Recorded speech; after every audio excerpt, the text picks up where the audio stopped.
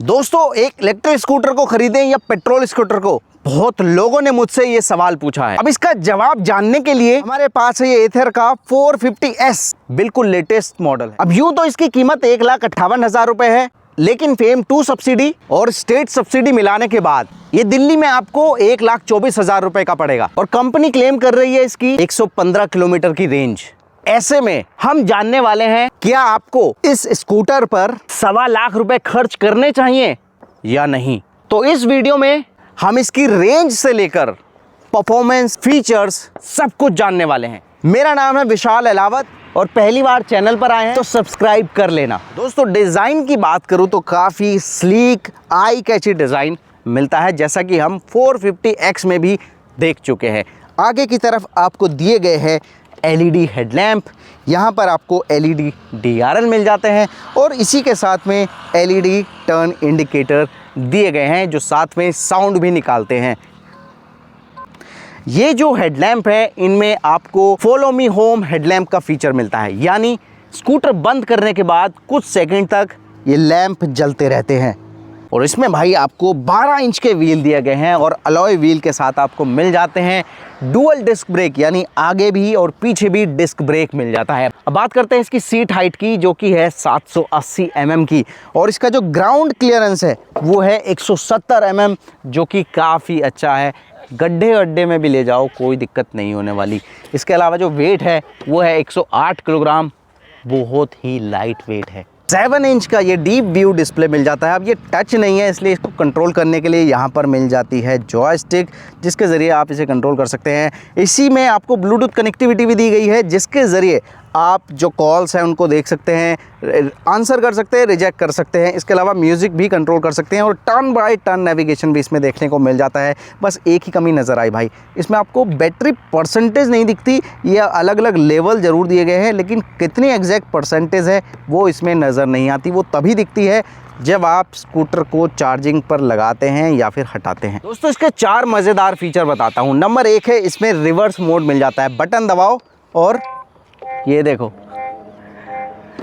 अब ये पार्किंग में बहुत ज़्यादा काम आने वाला फीचर है। टाइट पार्किंग में आपको बाहर निकालना है तो आप इजीली निकाल सकते हैं। रिवर्स मोड में चारों इंडिकेटर भी जलने लगते हैं, जिससे जो बाकी लोग हैं उनको इंडिकेशन मिल जाए। इसका दूसरा बढ़िया फीचर या मज़ेदार फीचर कह लीजिए, ऑटो होल्ड, यानी ये डिटेक्ट कर लेता है ढलान को और बिना ब्रेक लगाए ही स्कूटर उस स्लोप पर रुका रहता है। बहुत ज़्यादा काम आता है, स्पेशली हिल्स वाले एरिया में। तीसरा जो मज़ेदार फीचर या अच्छा फीचर है वो है इसका ये फ्रंट स्टोरेज, जहां पर आप अपने सामान को इजीली लटका सकते हैं। हालांकि अगर दूसरे तरह की स्टोरेज दी जाती जिसमें हम सामान रख सकते हैं तो और भी अच्छा रहता, वो मैं ज़रूर मिस करता हूं। और चौथा बढ़िया फीचर है इसका ऑटो टर्न इंडिकेटर, यानी इंडिया में बहुत सारे लोग हैं इंडिकेटर दे तो देते हैं लेकिन उसको बंद करना भूल जाते हैं। इसमें जब आप टर्न ले लेते हैं तो इंडिकेटर खुद ही बंद हो जाता है। ये स्पेशली हमने कई गाड़ियों में देखा है, महंगी महंगी, उनमें दिया जाता है, लेकिन इस स्कूटर में भी आपको मिल जाता है। अब काफ़ी चौड़ी और ब्रॉड सीट मिल जाती है और काफ़ी ज़्यादा कंफर्टेबल भी है। और इसकी स्टोरेज भी आपको दिखा देता हूँ। स्टोरेज खोलने के लिए सिंपली आपको जो चाबी है उसी को घुमा देना है और चाबी से ये खुल जाता है। अब स्टोरेज की बात करूँ तो 22 लीटर की स्टोरेज है, लेकिन भाई मोस्टली हमारा चार्जर इसमें रखा रहेगा और चार्जर निकाल दो या रख दो, उसके बाद भी फुल साइज़ का हेलमेट आना ना इसमें लगभग मुश्किल ही नहीं, नामुमकिन है। अब हाथ लगे को आरसी क्या और पढ़े लिखे को फारसी क्या करके ही दिखा देता हूँ। ये चार्जर मैंने निकाल लिया है, फुल साइज़ का एथर का ही हेलमेट है। ये मैं रख के दिखा देता हूँ।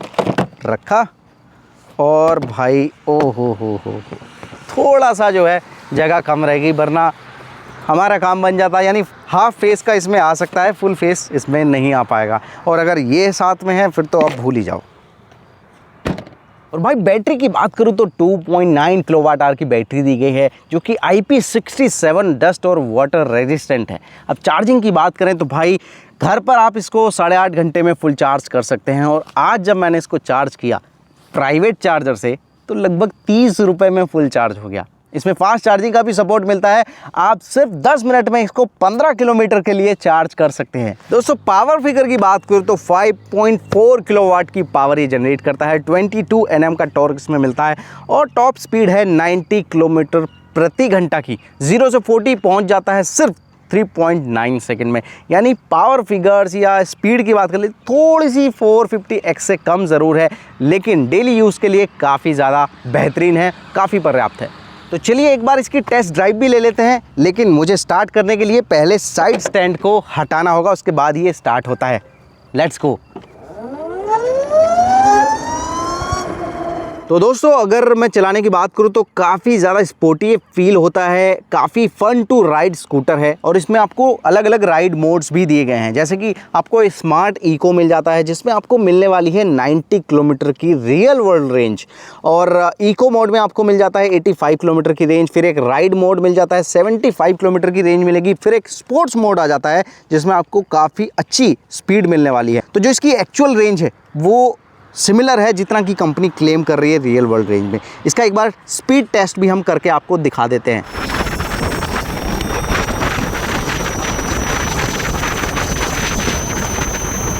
इसमें आपको रीजनरेटिव ब्रेकिंग भी मिलती है जो कि मुझे उतनी ज़्यादा पावरफुल नहीं लगी। इसमें अगर आप डेली यूज़ में इस्तेमाल कर रहे हैं इस स्कूटर को तो आपको मेरे ख्याल से राइड मोड में चलना ज़्यादा बेहतर होगा। इको मोड तब ज़्यादा अच्छा है जब आप इमरजेंसी सिचुएशन में हो या ज़्यादा दूर आपको जाना है, बैटरी कम रह गई है। अदरवाइज़ राइड मोड आपको सफिशिएंट पावर देने वाला है। अगर आपको और भी ज़्यादा पावर की रिक्वायर्ड है तो आप स्पोर्ट्स मोड यूज़ कीजिए, आपका काम ये बखूबी करेगा। इसके जो ब्रेक्स हैं वो भी अपना काम ठीक से करते हैं, सही जगह पर स्कूटर को रोक देते हैं। ये काफ़ी लाइट वेट है जिसकी वजह से इसको काफ़ी आसान हो जाता है मनूवर करना। आप बहुत स्लो स्पीड पर भी इसको बिना पैर टिकाए चला सकते हैं। इस स्कूटर में आपको मोटर से एक साउंड ज़रूर आती है, लेकिन उस साउंड की वजह से मुझे ये फील नहीं होने देता कि ये बहुत ही साइलेंट स्कूटर है। यानी मुझे एक आइस इंजन वाले स्कूटर की फ़ील आती है जो कि मुझे पर्सनली अच्छा लगा। इसमें इको मोड में आप ईज़िली 2 लोगों के साथ 60 kmph की स्पीड पा सकते हैं। इसके जो मिरर्स हैं वो भी अपना काम ठीक से करते हैं और ट्रैफिक ईज़िली आपको दिखता रहता है। फुटबोर्ड एरिया में अगर आप औसत हाइट के हैं या फिर 5'9", 5'10" तक के हैं तब आप ईज़िली अपने पाँव रख सकते हैं, आपको सफिशिएंट एरिया मिल जाता है। इसकी जो डिस्प्ले है, ये स्क्रीन है, वो डे लाइट में भी आपको अच्छे से दिखती है, यानी जो भी इंफॉर्मेशन है आप ईज़िली इसमें देख पाते हैं। इसका सस्पेंशन काफ़ी फर्म है, इसकी वजह से आपको एक तो मतलब बड़े झटकों में थोड़ी सी परेशानी ज़रूर हो सकती है। और इसके अलावा 2 फीचर हैं जो कि मुझे इसमें मिसिंग लगे हैं। नंबर 1 है क्रूज़ कंट्रोल और दूसरा है ABS। वो दोनों फीचर इसमें नहीं मिलते, लेकिन भाई मुझे लगता है कि इसकी कॉस्ट को ज़्यादा इफ़ेक्टिव बनाने के लिए, ज़्यादा कॉम्पिटिटिव बनाने के लिए इन फीचर्स की बलि दे दी गई होगी। दोस्तों एथर 450S में आपको 2 बेहतरीन फ़ीचर मिलते हैं सेफ्टी के लिए। पहला फ़ीचर है व्हीकल फॉल सेफ, यानी बाई चांस अगर किसी वजह से स्कूटर चलता हुआ गिर जाए तो गिरते ही ये स्कूटर डिटेक्ट कर लेगा और तुरंत मोटर की सप्लाई को बंद कर देगा, जिससे स्कूटर आगे मूव नहीं करेगा और कोई बड़ी दुर्घटना होने से बच सकती है। और दूसरा फीचर है इमरजेंसी स्टॉप सिग्नल। ये फीचर क्या करता है कि अगर आपने अचानक ब्रेकिंग कर दी तो इसकी टेल लाइट्स ब्लिंक करने लगती है और पीछे आ रहे लोगों को इंडिकेट कर देती है।